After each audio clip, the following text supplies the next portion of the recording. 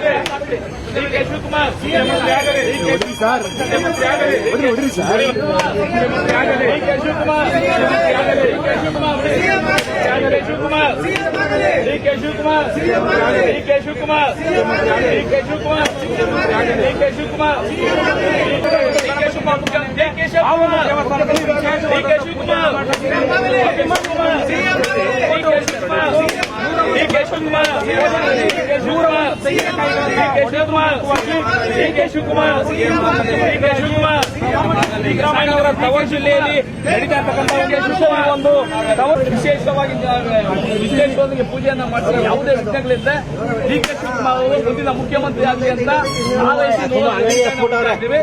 ಕಳೆದ 40 ವರ್ಷಗಳಿಂದ ಡಿಕೆ ಶಿವಕುಮಾರ್ ಅವರು ಕಾಂಗ್ರೆಸ್ ಪಕ್ಷದ ಶಿಸ್ತಿನ ಸಿಪಾಯಿಯಾಗಿ ಕಟ್ಟಾಳಾಗಿ ಕೆಲಸವನ್ನು ಮಾಡಿಕೊಂಡಿದ್ದಾರೆ. ಯಾವುದೇ ಆಪತ್ತು ರಾಜಕೀಯದಿಂದ ನಿರ್ಭೀತ, ನಿಷ್ಪಕ್ಷಪಾತ, ವಿಶ್ವಾಸಾರ್ಹ ಸುದ್ದಿಗಳಿಗೆ ಮತ್ತೊಂದು ಹೆಸರಾಗಿರುವಂತ ನ್ಯೂಸ್ 18 ಕನ್ನಡ ಈಗ ಆಪ್ನಲ್ಲೂ ಲಭ್ಯವಿದೆ.